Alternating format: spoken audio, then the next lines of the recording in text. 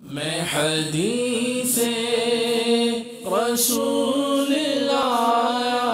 ہوں، میں حدیث رسول لایا ہوں، لو مدینے کا پھول لایا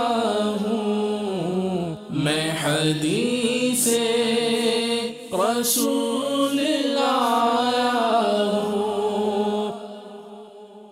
الحمدللہ رب العالمین والصلاة والسلام علی سید المرسلین، اما بعد فاعوذ باللہ من الشیطان الرجیم، بسم اللہ الرحمن الرحیم۔ الصلاة والسلام علیک یا رسول اللہ وعلی آلک واصحابک یا حبیب اللہ، الصلاة والسلام علیک یا نبی اللہ وعلی آلک واصحابک یا نور اللہ۔ سرکار دو عالم نور مجسم صلی اللہ تعالی علیہ وآلہ وسلم کا فرمان عالی شان ہے، جو مجھ پر ایک مرتبہ درود پڑھتا ہے اللہ تعالی اس پر 10 رحمتیں نازل فرماتا ہے۔ صلو علی الحبیب صلی اللہ تعالی علی محمد صلی اللہ علیہ وسلم۔ فیضان ریاض الصالحین کے سلسلے میں حاضر ہیں اور آج چند عنوانات کے اوپر کلام ہے، جن میں پہلا عنوان ہے بدعتوں اور نئے نئے کاموں سے ممانعت کے بارے میں۔ اللہ تبارک و تعالی ارشاد فرماتا ہے وَأَنَّ هَذَا صِرَاطِي مُسْتَقِيمًا فَاتَّبِعُوهُ وَلَا تَتَّبِعُوا السُّبُلَ فَتَفَرَّقَ بِكُمْ عَنْ سَبِيلِهِ، سورۃ الانعام آیت نمبر 153۔ ارشاد فرمایا اور یہ میرا سیدھا راستہ ہے تو تم اس کی پیروی کرو، اور دوسرے راستوں پر مت چلنا ورنہ تم اللہ کے راستے سے ہٹ جاؤ گے۔ دوسری آیت اللہ تبارک و تعالی ارشاد فرماتا ہے، سورہ آل عمران آیت نمبر 31۔ ارشاد فرمایا قُلْ إِن كُنتُمْ تُحِبُّونَ اللَّهَ فَاتَّبِعُونِي يُحْبِبْكُمُ اللَّهُ وَيَغْفِرْ لَكُمْ ذُنُوبَكُمْ۔ اے محبوب تم ارشاد فرماؤ، اے لوگو اگر تم اللہ سے محبت کرتے ہو تو میری پیروی کرو، اللہ تم سے محبت فرمائے گا اور تمہارے گناہوں کو بخش دے گا۔ یہ 2 آیات مبارکہ ہیں جس میں اللہ تبارک و تعالی نے دین اسلام کے بارے میں فرمایا کہ یہی میرا راستہ ہے اور اسی راستے کی پیروی کرو، اور یہ راستہ وہ ہے جو نبی کریم صلی اللہ تعالی علیہ وآلہ وسلم کی اتباع، اطاعت اور پیروی کا طریقہ ہے۔ اس کے بعد حدیث مبارک بخاری اور مسلم کی حدیث ہے۔ حضرت عائشہ رضی اللہ تعالی عنہا نے ارشاد فرمایا، رسول اللہ صلی اللہ علیہ وآلہ وسلم نے ارشاد فرمایا من احدث فی امرنا ھذا ما لیس منہ فہو رد۔ جو ہمارے اس دین کے معاملے میں وہ شے ایجاد کرے جس کا اس سے کوئی تعلق نہیں تو وہ نئی شے مردود ہے۔ اور مسلم کی روایت کے اندر الفاظ ہیں کہ جس نے کوئی ایسا کام کیا کہ جس کام کے اوپر ہمارا امر دین نہیں ہے تو وہ کام مردود ہے۔ اور ایک اور حدیث مبارک مسلم شریف کی ہے، حضرت جابر رضی اللہ تعالی عنہ سے روایت ہے، نبی کریم صلی اللہ علیہ وآلہ وسلم نے ارشاد فرمایا اما بعد فإن خیر الحدیث کتاب اللہ وخیر الہدی ہدی محمد صلی اللہ علیہ وسلم وشر الامور محدثاتها وکل بدعۃ ضلالہ۔ فرمایا بہترین کلام اللہ کی کتاب ہے اور بہترین ہدایت محمد صلی اللہ علیہ وآلہ وسلم کی ہدایت ہے، اور بدترین کام وہ نئے نئے ایجاد ہونے والے کام ہیں، اور ہر بدعت گمراہی ہے۔ یہ احادیث مبارکہ اور اس سے پہلے جو آیات مبارکہ پیش کی، ان سب کا خلاصہ یہ ہے کہ اللہ تبارک و تعالی کا راستہ ایک ہی راستہ ہے، اور وہ ہے دین اسلام۔ اللہ تعالی نے اسی راستے کی پیروی کرنے کا اور اس پر چلنے کا حکم دیا۔ یہ میرا سیدھا راستہ ہے، اس کی پیروی کرو اور دوسرے راستوں پر نہ چلو، اسلام کے علاوہ جو بھی راستہ ہے اس راستے پر نہ چلو، ورنہ تم خدا کے راستے سے ہٹ جاؤ گے۔ اور اس راستے پر چلنے کا اور عمل کرنے کا طریقہ کیا ہے، وہ دوسری آیت کے اندر ارشاد فرما دیا کہ نبی کریم صلی اللہ علیہ وآلہ وسلم کی اتباع کرنا، آپ کی پیروی کرنا، آپ کے نقش قدم پر چلنا، اور جس طریقہ زندگی کو ہمارے آقا صلی اللہ علیہ وآلہ وسلم نے اختیار فرمایا ہے، اس طریقے کو اختیار کرنا ہی خدا کے راستے پر چلنا ہے۔ اور جب آدمی نبی کریم صلی اللہ علیہ وآلہ وسلم کے طریقے پر چلے گا تو وہ خدا کا پسندیدہ بندہ بن جائے گا، اور اللہ تبارک و تعالی اس کے گناہوں کو معاف فرما دے گا۔ اب اس دین کے راستے سے ہٹنے کی صورت کیا ہو سکتی ہے؟ نبی کریم صلی اللہ علیہ وآلہ وسلم کی اتباع سے، پیروی سے اور آپ کے طریقے سے ہٹنے کی صورت کیا بنتی ہے؟ احادیث مبارکہ کے اندر اس کی وضاحت کر دی گئی، جسے یہاں پر نقل کیا گیا کہ ہر وہ کام جس کی دین کے اندر کوئی بنیاد نہیں، وہ کام بدعت کہلائے گا، اور وہ بدعت جو ہے وہ گمراہی کا ذریعہ بنے گی، وہ بدعت دین سے دوری کا ذریعہ بنے گی، اور وہ بدعت اسلام پر عمل کرنے سے دور ہونے کا ذریعہ بنے گی۔ اب اس پر سوال یہ ہوتا ہے کہ نئے کام تو بہت سارے ہوتے ہیں، وقت کے ساتھ ساتھ ایسے اتنے کام ایجاد ہوتے ہیں، نئے کام شروع ہو جاتے ہیں کہ جو زمانہ رسالت یا زمانہ صحابہ میں نہ تھے، جو بہترین زمانے ہیں ان کے اندر وہ کام نہ تھے۔ ہمارے زمانے میں بڑے بڑے ہاسپٹلز بنتے ہیں غریبوں کی مدد کرنے کے لیے، بڑے بڑے مدارس بنتے ہیں جن میں علم دین پڑھایا جاتا ہے، دینی کتابوں کو تصنیف کیا جاتا ہے، تحریر کیا جاتا ہے، اذان جو ہے وہ لاؤڈ سپیکر پر دی جاتی ہے، خوبصورت مساجد بنائی جاتی ہے، مختلف زبانیں سیکھی جاتی ہیں۔ تو علوم دینیہ کی جتنی اقسام ہیں یہ اس تفصیل کے ساتھ سرکار دو عالم صلی اللہ علیہ وآلہ وسلم کے زمانے میں تو نہیں تھی۔ تو اب اگر ہر نیا کام بدعت ہے، گمراہی ہے، برا ہے، شر الامور ہے، تو پھر یہ جتنے کام دین کے نام پر کیے جاتے ہیں ان کا کیا حکم ہوگا؟ تو علماء نے اس کا بڑی تفصیل کے ساتھ اپنی کتابوں کے اندر جواب دیا، اور اس جواب کی ڈیٹیل یہ ہے کہ پہلی بات تو یہ ہے کہ ہر شے کی اصل اور بنیاد، اس کے درست ہونے کی بنیاد دین کے اعتبار سے تب ہوگی کہ جب وہ سرکار دو عالم صلی اللہ علیہ وآلہ وسلم کی سنت اور آپ کے طریقے سے ثابت ہوگی۔ اب اس کے بعد ہر نیا کام جو زمانہ رسالت میں نہیں تھا، جو زمانہ صحابہ میں نہیں تھا، جو زمانہ تابعین کے اندر نہیں تھا، اس کام کے بارے میں یہ دیکھا جائے گا کہ اس کام کی بنیاد اور اصل جو ہے وہ دین کے اندر موجود ہے یا نہیں، اور وہ کام دین کے فائدے کے لیے ہے یا نہیں۔ اگر تو اس کام کی اصل دین کے اندر موجود ہے، اس پر عمل کرنے کی صورت مختلف ہوگی، لیکن بنیاد دین کے اندر موجود ہے، تو وہ کام اچھا قرار پائے گا، اور ہم اسے اپنے عرف کے اعتبار سے اچھی بدعت کہہ سکتے ہیں۔ اور اگر کوئی ایسا نیا کام ایجاد ہوا کہ جس کی بنیاد دین کے اندر موجود نہیں ہے، تو اسے بدعت سیئہ کہا جاتا ہے، بری بدعت کہا جاتا ہے۔ علماء نے بدعت کی 5 اقسام بیان کر کے اس کی تفصیل بیان کی ہے۔ یہاں جو بنیادی تقسیم ہے بدعت حسنہ اور بدعت سیئہ، میں اس کے اعتبار سے کلام کر رہا ہوں۔ اب اس کی مثال دیکھیں، نبی کریم صلی اللہ علیہ وآلہ وسلم کے زمانہ مبارکہ میں قرآن پاک ایک جگہ پر اس طرح موجود نہیں تھا جس طرح ہمارے پاس ہے۔ یہ تھا کہ بہت سارے صحابہ کرام حافظ تھے، بہت سارے وہ صحابہ تھے کہ جن کو چند سورتیں یاد تھیں تو وہ پوری سورت ان کو یاد تھی۔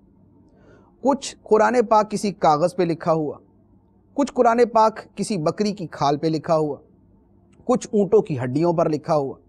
تو یوں مختلف انداز میں قرآن کی مختلف آیتیں تھیں جنہیں حفاظ صحابہ کرام جانتے تھے کہ قرآن پاک کی ترتیب یہ ہے۔ نبی کریم صلی اللہ علیہ وآلہ وسلم کے زمانہ مبارکہ میں اس بک شیپ کے اندر، یعنی کتابی صورت کے اندر قرآن پاک موجود نہیں تھا جیسے آج ہمارے گھروں کے اندر موجود ہے۔ اب جب نبی کریم علیہ السلام کے زمانے میں قرآن ایک کتابی شکل کے اندر موجود نہیں تھا،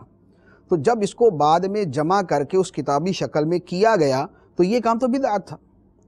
لیکن یہ کام کس نے کیا؟ یہ کام سیدنا صدیق اکبر رضی اللہ تعالی عنہ نے عمر فاروق رضی اللہ تعالی عنہ کے مشورے سے کیا۔ اب یہ کام وہ تھا کہ جو سرکار علیہ السلام کے زمانے میں نہیں تھا، بعد میں ہوا، اور جب یہ کام شروع کیا جانے لگا تو صدیق اکبر رضی اللہ عنہ نے سب سے پہلے اس پر یہی کلام کیا، اس پر یہی سوال کیا کہ میں وہ کام کیسے کر سکتا ہوں جو کام اللہ کے رسول نے نہیں کیا۔ لیکن عمر فاروق رضی اللہ عنہ نے عرض کیا کہ اے ابو بکر، اے امیر المومنین، یہ کام بہت اچھا ہے، یہ کام بہت اچھا ہے، آپ اس کو کر لیجئے، ورنہ قرآن کے ضائع ہونے کا اندیشہ ہے۔ صحابہ کرام جس تعداد میں شہید ہو رہے ہیں، دنیا سے جا رہے ہیں، ایسا نہ ہو کہ قرآن پاک مکمل یاد کرنے والے صحابہ کرام دنیا سے ختم ہو جائیں۔ اب اس کے بعد قرآن پاک کو پھر ایک کتابی شکل میں محفوظ کیا گیا۔ تو یہ کام زمانہ رسالت میں نہیں تھا، بعد میں ہوا، تو اپنے اس مفہوم کے اعتبار سے یہ نیا کام تھا، لیکن چونکہ اس کی بنیاد دین کے اندر موجود تھی کہ دین کا تحفظ اور قرآن کی حفاظت یہ دین کے بنیادی کاموں میں سے ہے، تو اس کی بنیاد دین کے اندر موجود تھی، اس لیے سیدنا ابو بکر صدیق رضی اللہ تعالی عنہ نے یہ کام کیا۔ اسی طرح ہمارے زمانے کے اندر نبی کریم صلی اللہ علیہ وآلہ وسلم کا میلاد شریف منایا جاتا ہے، اس پر محافل کی جاتی ہیں، سرکار علیہ الصلوۃ والسلام کی ولادت کا تذکرہ ہوتا ہے، آپ کے ساتھ محبت کا اظہار ہوتا ہے، آپ کی تعظیم کی جاتی ہے، آپ کی سیرت کا بیان کیا جاتا ہے، آپ کی نعتیں پڑھی جاتی ہیں، اس پر خوشی کا اظہار کیا جاتا ہے، ولادت مبارکہ کے شکرانے کے اندر اللہ تعالیٰ کو یاد کیا جاتا ہے، قرآن پاک کی تلاوت کی جاتی ہے، صدقات و خیرات کیے جاتے ہیں۔ اب یہ سارے جتنے کام میں نے عرض کیے، یہ سارے کے سارے وہ ہیں کہ جن کی دین کے اندر بنیاد موجود ہے، اللہ کو یاد کرنے کی، شکرانے کے طور پہ صدقہ کرنے کی، نبی کریم علیہ السلام سے محبت کرنے کی، آپ کی تعظیم کرنے کی، آپ کی یاد منانے کی، آپ کا تذکرہ کرنے کی، آپ کی سیرت کا بیان کرنے کی، آپ کا حسن مبارک اور آپ کے اوصاف و کمالات بیان کرنے کی، ان تمام چیزوں کی بنیاد ہمارے دین کے اندر موجود ہے۔ تو اسی کو جمع کر کے میلاد کی شکل بنا دی گئی اور اس طور پر میلاد شریف منایا جاتا ہے۔ تو اب میلاد منانا وہ کام ہوا کہ جس کی بنیاد ہمارے دین کے اندر موجود ہے۔ اسی طرح ایصال ثواب کیا جاتا ہے، جس طرح مختلف کسی کے فوت ہونے کے اوپر اس کی قل خوانی کی رسم ہوتی ہے، اس کے 40ویں کی رسم ہوتی ہے، یا بزرگان دین کا عرس منایا جاتا ہے۔ ان تمام کاموں کے پیچھے بنیاد کیا ہے؟ ایصال ثواب، کہ ان کو ثواب پہنچایا جاتا ہے۔ اور بزرگوں کا دن مناتے ہیں تو ان کی عبادتوں کا تذکرہ ہوتا ہے، ان کی سیرت کا تذکرہ ہوتا ہے، ان کے کردار کا بیان ہوتا ہے، ان کی کرامات اور عظمت کا بیان ہوتا ہے۔ یہ وہ چیزیں ہیں کہ جن کی بنیاد دین کے اندر موجود ہے۔ اولیاء کرام کا تذکرہ کرنا، ان کی کرامات کا بیان کرنا، ان کے کردار کا بیان کرنا، ان کی عبادت کا بیان کرنا، صالحین کو یاد کرنا، اسی طرح ایصال ثواب کرنا، یہ سارے وہ کام ہیں کہ جن کی بنیاد دین کے اندر موجود ہے۔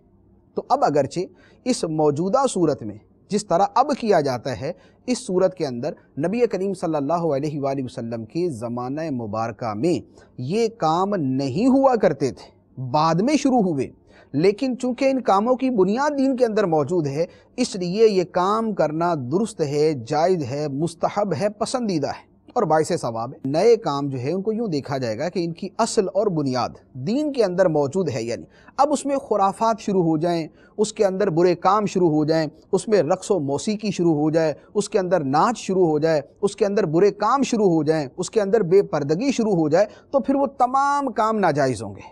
یعنی جو ناجائز کام اس کے اندر ایڈ ہو گئے، جو مل گئے، وہ سارے کام ناجائز ہوں گے۔ موسیقی ہے تو ناجائز ہوگی، گانے باجے ہیں تو ناجائز ہوگا،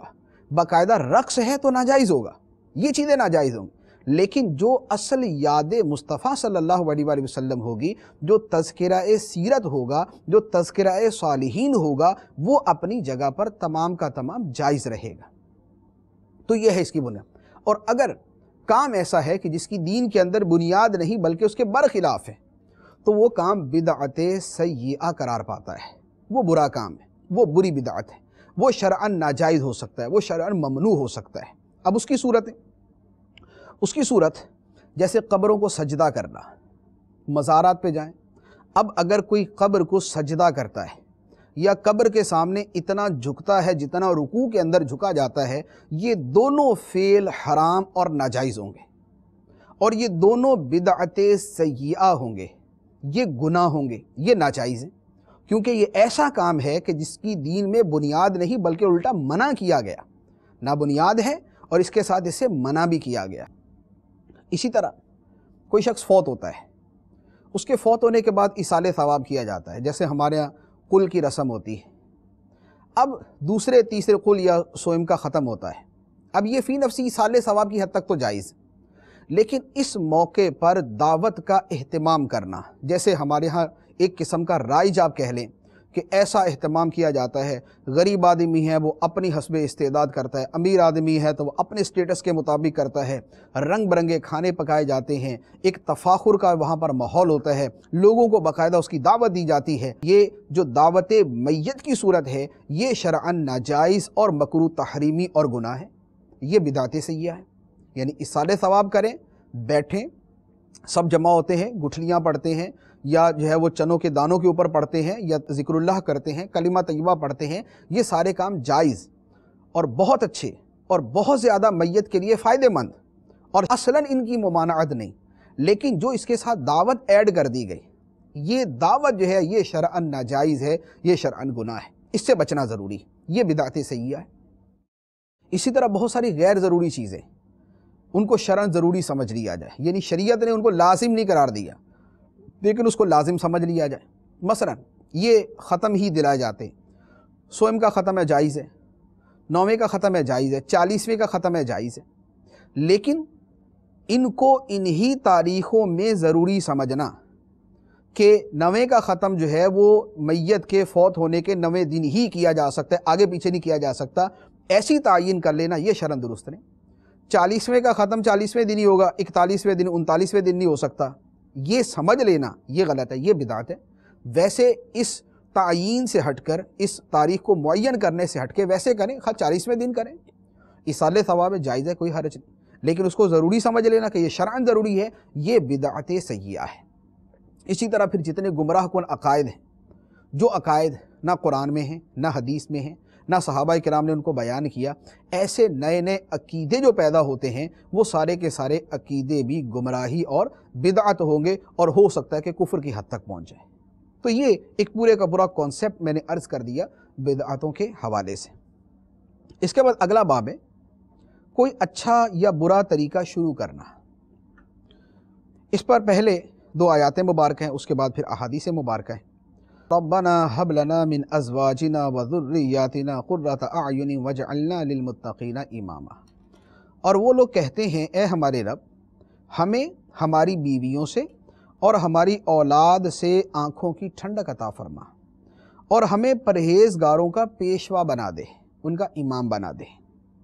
دوسری آیت مبارکہ سورۃ الانبیاء آیت نمبر 73 فرمایا وجعلناہم ائمۃ یہدون بامرنا،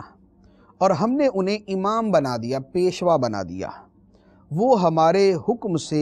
رہنمائی کرتے ہیں، ہدایت دیتے ہیں۔ یہ 2 آیت مبارکہ۔ پہلی آیت کے اندر باقاعدہ مومنوں کی دعا بیان کی گئی کہ کامل مومن جو ہے، اللہ کے جو خاص بندے ہیں، وہ خدا کی بارگاہ میں دعا کرتے ہیں اے اللہ ہمیں پرہیزگاروں کا پیشوا بنا دے، ان کا لیڈر بنا دے، ان کا بڑا بنا دے۔ اب یہ بڑا بننا کیوں ہے؟ یہ بڑا بننا اس لیے ہے تاکہ ہم جو نیک کام کریں تو ہمیں دیکھ کر دوسرے لوگ بھی وہی نیک کام کریں۔ تو گویا نیکی کے اندر پیشوا بننا اس لیے ہے تاکہ دوسرے لوگ اسے دیکھ کر ہدایت حاصل کریں، رہنمائی حاصل کریں، عمل کا جذبہ حاصل کریں، اور اس کے پیچھے لگ کر وہ بھی نیکیوں کے کام میں لگ جائیں۔ ایسی پیشوائی شریعت کے اندر مطلوب، ہاں اس کے اندر حب جاں نہ ہو، یعنی نیکوں کا پرہیزگاروں کا پیشوا بننا تو ہے لیکن اپنی ذات کی ایک انانیت کی وجہ سے، اپنے آپ کو بڑا شمار کرنے کے طور پر کہ میں جناب بڑا لیڈر ہوں، میں بڑا پیشوا ہوں، میں بڑا مذہبی قائد ہوں، میرے پیچھے اتنے لوگ ہیں، میرے ماننے والے اتنے ہیں، میرے چاہنے والے اتنے ہیں، میرے ساتھ محبت کرنے والے اتنے ہیں۔ ایک اپنی ذاتی اگر عزت چاہنے کے طور پہ اور طلب شہرت کے طور پہ ہے تو پھر یہ مذموم ہے، پھر یہ بہت ساری صورتوں میں ناجائز بھی ہوگا۔ لیکن اگر اس طور پہ ہے کہ میں اس لیے نیکوں کا پرہیزگاروں کا پیشوا بنوں کہ میں ان کے لیے ایک مثال بنوں، ایک آئیڈیل بنوں، اور ان کو میں صحیح نصیحت کر سکوں، صحیح بات بتا سکوں، لوگ میرے پیچھے چلیں، تو یہ پیشوائی جو ہے یہ شریعت کے اندر مطلوب، اور اس کی دعا کا اللہ تبارک و تعالی نے قرآن پاک کے اندر فرمایا۔ اس کے بعد ایک حدیث مبارک جو اسی موضوع کے حوالے سے، حضرت جریر بن عبداللہ رضی اللہ عنہ فرماتے ہیں کہ ایک مرتبہ صبح کا وقت تھا، ہم نبی کریم صلی اللہ علیہ وآلہ وسلم کی بارگاہ میں حاضر تھے۔ آپ کے پاس ایک قوم آئی جن کا تعلق قبیلہ مدر کے ساتھ تھا۔ وہ قوم اس حال میں آئی کہ یوں کہہ لے کہ بدن سے ننگے تھے، یعنی بیچاروں کے پاس اتنے کپڑے نہیں تھے کہ پورے بدن کو ڈھانپ سکیں، بس چھوٹے موٹے کپڑوں کے ٹکڑے اپنے بدن پہ باندھے ہوئے تھے اور اپنے آپ کو چھپایا ہوا تھا۔ غربت کا اس قدر جو ہے وہ ایسا حال۔ جب ان کی یہ حالت رسول اللہ صلی اللہ علیہ وآلہ وسلم نے دیکھی اور ان پر فاقہ، جو بھوک کے مارے ان کی حالت، یعنی نہ کپڑے نہ کھانا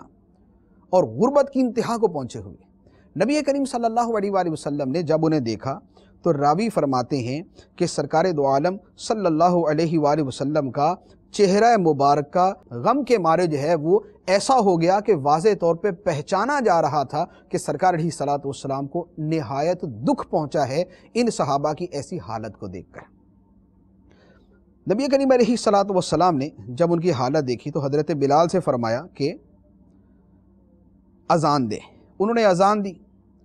اقامت کہی گئی، نماز پڑھی گئی۔ پھر نبی کریم علیہ السلام نے نماز کے بعد خطبہ دیا اور خطبہ دیتے ہوئے ارشاد فرمایا کہ اللہ کی راہ کے اندر ان غریبوں کو دیا جائے۔ خلاصہ کلام عرض کر رہا ہوں، اللہ کی راہ میں ان غریبوں کو دیا جائے۔ کوئی دینار دے دے، درہم دے دے، کپڑا دے دے، گندم دے دے، جو دے دے، یعنی جس سے جو بن سکتا ہے ان غریبوں کی مدد کریں۔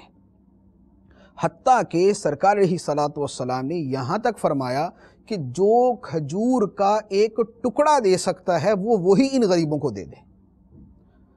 اب جب نبی پاک علیہ الصلوۃ والسلام نے یہ بیان فرمایا، یہ خطاب فرمایا، تو ایک صحابی ایک تھیلی لے کر آئے جس کے اندر جو ہے وہ سامان تھا یا درم تھے۔ وہ تھیلی لے کر آئے اور وہ اتنی بھری ہوئی تھی کہ اٹھانا مشکل تھا۔ جب اس صحابی نے وہ تھیلی سرکار علیہ الصلوۃ والسلام کی بارگاہ میں پیش کی تو اس کا مطلب یہ ہوا کہ انہوں نے شروع کر دیا۔ سرکار علیہ السلام نے اعلان فرمایا، انہوں نے اللہ کی راہ میں دینے کی ابتدا کر دی۔ اب ان کو دیکھ کر لوگ پیدر پہ آنا شروع ہوئے، کوئی کچھ لا رہا ہے، کوئی کچھ لا رہا ہے، کوئی دینم، کوئی دینار، کوئی جو، کوئی گندم، کوئی چیز، کوئی کپڑا، جو جس کے پاس تھا، جتنا دے سکتا تھا وہ دے رہا تھا۔ راوی فرماتے ہیں حتیٰ کہ کھانوں اور کپڑوں کے دو ڈھیر بن گئے، ڈھیر لگ گئے کھانے کے بھی اور کپڑے کے بھی۔ میں نے رسول اللہ صلی اللہ علیہ وآلہ وسلم کے چہرہ مبارکہ کو دیکھا کہ خوشی سے لہلہا رہا تھا، خوشی سے دمک رہا تھا، گویا کہ سونے کا ٹکڑا ہو۔ یعنی سرکار دو عالم صلی اللہ علیہ وآلہ وسلم نے جب ان غریبوں کی مدد دیکھی کہ صحابہ کرام نے اتنی مدد کی تو آپ کا چہرہ مبارکہ کھل اٹھا، خوشی کے مارے کھل اٹھا۔ اب اس کے بعد سرکار علیہ الصلوۃ والسلام نے فرمایا کہ جس نے اسلام میں اچھا طریقہ شروع کیا تو اسے اس طریقے کا ثواب، اور جتنے لوگ اس کے بعد اس طریقے پر عمل کریں گے سب کا ثواب اس بندے کو ملے گا، بغیر اس کے کہ عمل کرنے والوں کی نیکیوں میں کچھ کمی ہو۔ اور جس نے اسلام میں برا طریقہ شروع کیا اس کے اوپر اس طریقے کا گناہ ہوگا، اور اس کے بعد عمل کرنے والوں کا گناہ بھی اس طریقہ ایجاد کرنے والے کو ملے گا، بغیر اس کے کہ ایجاد کرنے والوں کے گناہوں میں کوئی کمی ہو۔ یہ حدیث مبارک مسلم شریف کی ہے۔ اس پوری حدیث مبارک کے اندر جو باتیں بیان کی گئی، اگر ہم تھوڑا سا ڈیٹیل کے ساتھ ان کو دیکھیں، پہلی بات تو یہ ہے کہ یہ دیکھیں کہ ایک غریب قبیلہ نبی پاک علیہ الصلوۃ والسلام کی بارگاہ میں آیا تو سرکار صلی اللہ علیہ وآلہ وسلم انتہائی غم زدہ ہو گئے، اور اس غم کے آثار آپ کے چہرہ مبارکہ کے اوپر ظاہر ہوئے۔ پھر آپ نے صحابہ کرام میں بیان فرمایا، ان کی مدد کرنے کی ترغیب دی، صحابہ کرام نے مدد کی، تو پتہ چلا کہ غریبوں کی مدد کرنا، ان کا احساس کرنا، ان کے غم میں شریک ہونا، ان کے دکھ کو محسوس کرنا، جن کے پاس کھانے کو اور پہننے کو نہیں ہے ان کے اوپر اپنے دل میں ایک غم محسوس کرنا، یہ سرکار دو عالم صلی اللہ علیہ وآلہ وسلم کی سنت مبارکہ ہے۔ پھر آپ نے ان کی مدد کے لیے صحابہ کرام میں واعظ فرمایا اور صحابہ کرام نے دینا بھی شروع کیا۔ جب ان غریبوں کو کھانا اور کپڑا مل گیا تو سرکار دو عالم صلی اللہ علیہ وآلہ وسلم خوش ہو گئے۔ تو یہ بھی پتہ چلا کہ غریبوں کی مدد کرنا اور اس مدد پر خوش ہونا، یہ بھی نبی پاک علیہ الصلوۃ والسلام کی سنت مبارکہ ہے۔ اب اس کو سامنے رکھ کر ہم دیکھیں کہ غریبوں کی حالت ہمارے شہر میں بھی، ہمارے پاس پڑوس کے اندر بھی، ہمارے محلے میں بھی، ہمارے علاقے میں، ہمارے ملک کے اندر ہمارے سامنے ہے۔ کیا ان کی پریشانی، غم اور دکھ کو دیکھ کر کیا ہم بھی کبھی دکھی ہوتے ہیں؟ کیا ان غریبوں کی بھوک کو دیکھ کر کیا ہمیں بھی کبھی تکلیف ہوتی ہے؟ کیا اپنے ملک کے پریشان حالوں کو دیکھ کر اور اپنے ان بھائیوں کو دیکھ کر کہ ان کے پاس پہننے کو کپڑے نہیں ہیں، سردیوں کا موسم ہے، ان کے پاس گرم لحاف نہیں ہے، ان کے پاس گرم لباس نہیں ہے، کیا ان کی اس حالت کو دیکھ کر کیا ہمارے دل کے اوپر بھی ایسی کیفیت گزرتی ہے؟ کیا ہمارے چہرے سے بھی اس کے آثار ظاہر ہوتے ہیں؟ کیا ہم بھی اس کے لیے کوشش کرتے ہیں؟ کیا ہمیں جتنی توفیق ہے ہم بھی کیا ان کی مدد کرتے ہیں؟ کیا ہم دوسرے کو اس کی ترغیب دیتے ہیں، اس کے بارے میں نصیحت کرتے ہیں، اس کے بارے میں سمجھاتے ہیں؟ اگر یہ ہم کرتے ہیں اور اللہ کی رضا کے لیے کرتے ہیں تو یہ سرکار دو عالم صلی اللہ علیہ وآلہ وسلم کی سنت مبارکہ پر عمل ہے۔ اور اگر ہماری ایسی کیفیت نہیں، ایسی حالت نہیں ہے، تو پھر ہمیں اپنی حالت پر غور کرنا چاہیے کہ سرکار علیہ الصلوۃ والسلام کی مبارک سنتوں میں سے یہ ایک عظیم سنت ہے غریبوں کی مدد کرنا اور ان کی مدد کروانا۔ اس کے بعد دوسری بات جو حدیث کے آخر کے اندر ارشاد فرمائی کہ اسلام میں جس نے اچھا طریقہ ایجاد کیا اسے اس طریقے کا ثواب، اور جو بعد میں عمل کریں گے ان کا بھی ثواب، اور جس نے برا طریقہ ایجاد کیا اس پر اس برے طریقے کا بھی گناہ، اور جو اس طریقے پر چلے ان کا بھی گناہ۔ اب اس کو سامنے رکھ کے ذرا ہم غور کریں۔ ہم میں بہت سارے تاجر ہوتے ہیں، بہت سارے نوکری کرتے ہیں، ہم اپنے خاندان کے اندر بہت ساری چیزیں شروع کرتے ہیں۔ اگر ہم تاجر ہیں، ہم نے مارکیٹ کے اندر تجارت شروع کی، تو کیا ہم لوگوں کے لیے اس بات کو سیکھنے کا ذریعہ بنتے ہیں کہ صحیح تجارت کیسے کی جاتی ہے؟ کیا ہم نے اتنی دیانتداری وہاں پر دکھائی کہ لوگوں کو سیکھنے کو ملے کہ یار تجارت کرنے کا یہ بھی طریقہ ہے؟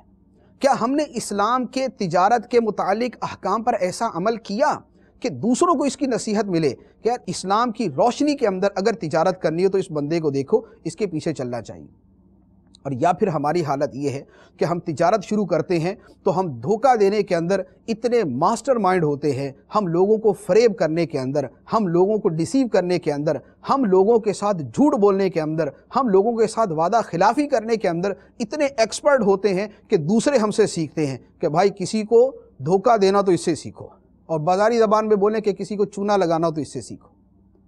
تو کیا ہم اپنے پاس پڑوس کے اندر، کیا ہم اپنے ساتھ والوں کے اندر، کیا ہم اپنی مارکیٹ کے اندر دھوکہ دینے کے اندر دوسروں کے لیے آئیڈیل بنتے ہیں اور سیکھنے کا ذریعہ بنتے ہیں، یا ایمان، اخلاق اور اسلامی تجارت کو فروغ دینے کا اور اس کے سیکھنے کا ذریعہ بنتے ہیں؟ اگر ہماری نوکری ہے تو جہاں ہم نوکری کرتے ہیں کیا ہمیں دوسرے دیکھنے والے یہ سیکھتے ہیں کہ یار دیکھو کتنا دیانتدار کام کرنے والا ہے، ملازمت کرتا ہے لیکن کیا مجال ہے کہ کبھی لیٹ آئے، کیا مجال ہے کہ وقت سے پہلے چلا جائے، کیا مجال ہے کہ اپنی نوکری کے وقت کے اندر یہ اپنا ذاتی کام کرے،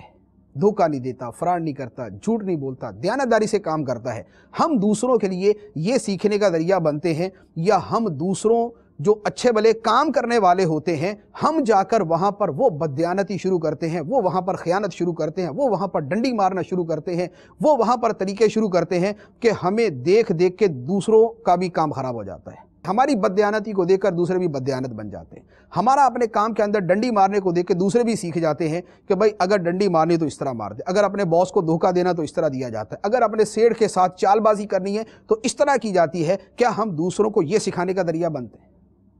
اگر پہلی بات ہے کہ ہم سے دوسروں نے اچھی باتیں سیکھی تو ہمیں اس کا ثواب ملے گا، اور ہمارے پیچھے جو چلیں گے ان کا بھی ثواب ہمیں ملے گا، اور اگر ہم نے بددیانتی کا طریقہ شروع کیا اور ہمیں دیکھ کے لوگوں نے بددیانتی سیکھی تو ہمیں بھی اس کا گناہ، اور جو ہمیں دیکھ کر وہ برے طریقے سیکھیں گے ان کا بھی گناہ ہمارے سر ہوگا، اس لیے کہ اس برے کام کو ایجاد کرنے والے، شروع کرنے والے ہم۔ اسی طرح خاندان کے اندر لے لیں، ہم اپنے خاندان کے اندر بہت سارے لوگ ہیں اپنے خاندان میں ماشاءاللہ سب سے پہلے دینی ماحول میں آتے ہیں، داڑھی شریف رکھتے ہیں، امامہ سجاتے ہیں، نمازی بنتے ہیں، تلاوت قرآن کرتے ہیں، خیر خواہ بنتے ہیں، نیکی کا جذبہ ہوتا ہے اور دین کے ساتھ ایک محبت اور ایک لگاؤ ہوتا ہے۔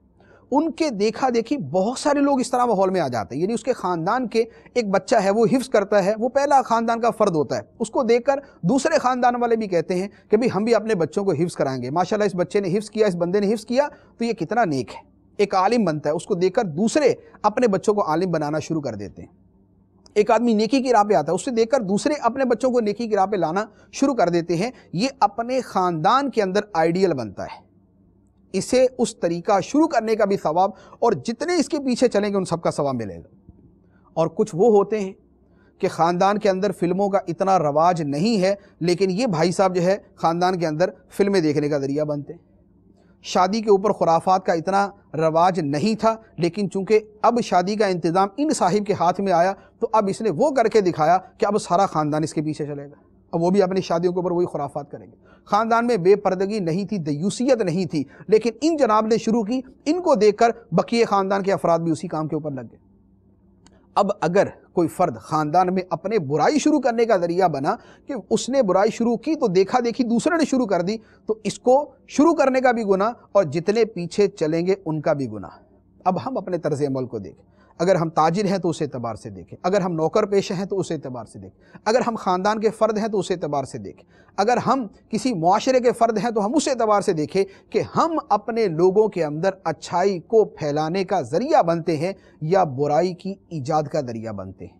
ہر آدمی اس پر اپنا محاسبہ کرے اور اپنی آخرت کو سامنے رکھتے ہوئے اپنے اعمال کو دیکھے۔ اللہ تبارک و تعالی ہمیں عمل کرنے کی توفیق عطا فرمائے اور ہمیں اچھا بننے اور اچھے طریقے ایجاد کرنے کی توفیق عطا فرمائے، برائی سے بچنے، برے طریقوں سے بچنے اور برے طریقوں کو شروع کرنے سے بچنے کی توفیق عطا فرمائے۔ آمین بجاہ النبی الامین صلی اللہ علیہ وسلم۔